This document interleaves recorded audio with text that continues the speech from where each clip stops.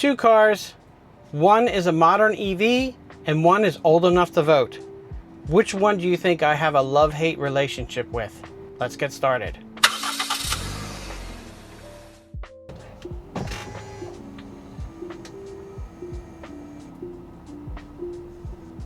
I'm Kyle and welcome to DriveHub, and today I'm going to be completely honest with you why I reached for the keys for my 20-year-old Lexus over my Tesla Model Y. So let me tell you how I ended up with these two cars.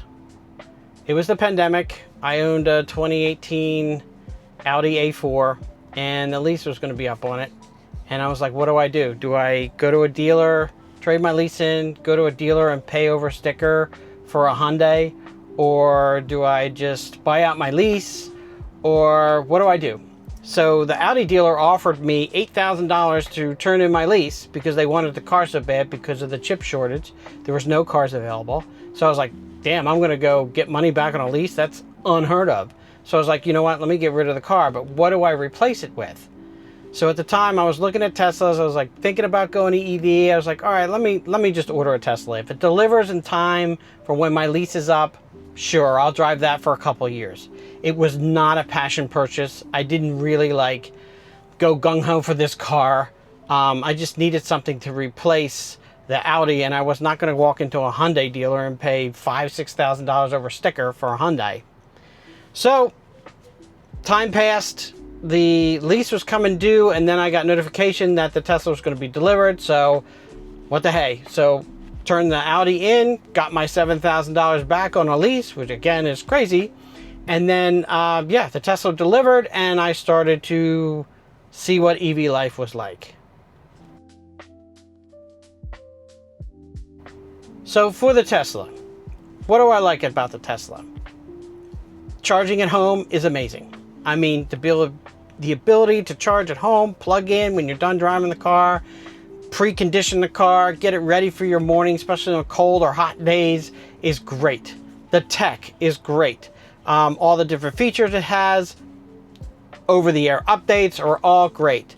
The stereo is incredible. It's even better than my Lexus stereo. I don't have the Mark Levinson system in my Lexus, so this is really good compared to that. It's even a little bit better than the Bang Olufsen system that was in the Audi that I had.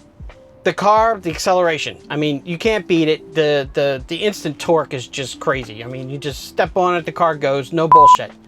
But there are things about the Tesla that I just keeps that love-hate relationship going with it.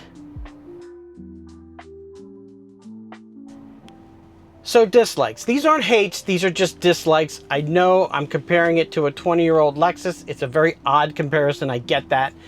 But there are things that I just, coming from a regular gas car or any other car I've ever owned before, there are some things about an EV that I can't stand. And one of them is, I knew this going in, was the range. Yes, I get a little bit of range anxiety. Who doesn't when you own an EV? But when you're going on long trips and you got the car loaded up and the air conditioning's on, it's just, you do not get the range that is advertised. That is hands down, you do not get the range. I've never gotten over 300 miles in my Tesla. No way. I wouldn't even attempt to do it. Now that the battery's a couple years old, there's no way I would ever get 300 miles out of this car. So that's one. Two is the ride quality. Yes, again, I get that the Tesla's a very heavy car, so it needs a beefed up suspension because of the battery and everything. But man, this thing rides rough. It rides like a 1940s Willys Jeep. It is really rough. You feel every bump in the road and everything. The other thing is the fit and finish in here. It's a lot of cheap plastics. It's a lot of rattling going on in here. I have way less rattles, or actually no rattles, in my 20-year-old Lexus compared to this thing. The hatch rattles, everything rattles. I've taken it back to Tesla to have it all fixed. They just come back. Just to close out the Tesla part of this video, I wanted to note some of the reliability issues I've had with this car. One of the big ones was I was driving on a long trip. Thank God I was on my way home and I was only about 20 miles from home, but the rear motor failed on the highway at about 75 miles an hour. That was fun because I had basically reduced power and this little turtle icon showed up on the screen saying you only have the front motor and you can't go over 62 miles an hour. I've read other people have had this issue and that their actual motor in the rear locked up. Thank God mine did not lock up, it just died. So I had to have it towed to Tesla, had it fixed under warranty, fine. They had to replace the entire driver unit in the back. But when I asked the service advisor why that motor failed, and he said that some 2021 Model Ys had 2020 Model Y motors put in them because they had extras on the shelf in stock basically. And that those 2020 motors were never fully endurance tested. So that was nice. So thank you, Tesla, for putting a not tested motor in my car. Could have resulted in an accident. Second big thing is the front left strut. I don't know what's going on with it. I've had them replace it. They replaced that. They replaced both lower control arms. And the thing just knocks like it's no tomorrow. I go over bumps. I hear this knocking noise. It's been there since the car was new. They have not been able to figure it out. So that's been fun. So I just deal with that now that I'm out of warranty.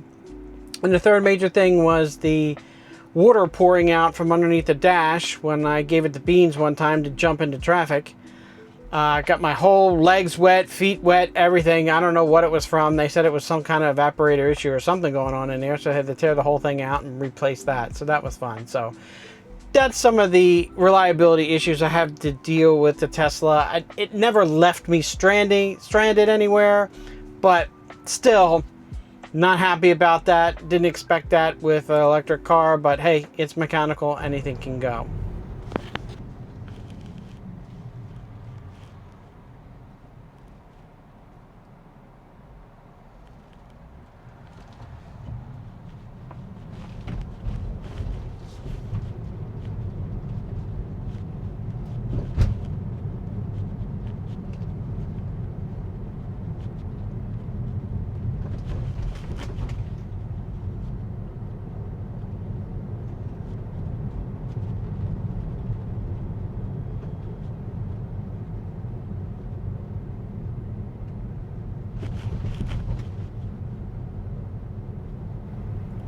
So that's the first car I own, which is my 2021 Model Y. Stay tuned for part 2. You're going to want to stay around for this one. So hit the subscribe button. I go into detail about my 20-year-old Lexus, and you're not going to want to miss that because that car is... I love that car, and I can't wait to talk about it and share it with you guys. And hopefully you understand at the end of this video why I choose that car over this car. So stay tuned and hit that subscribe button.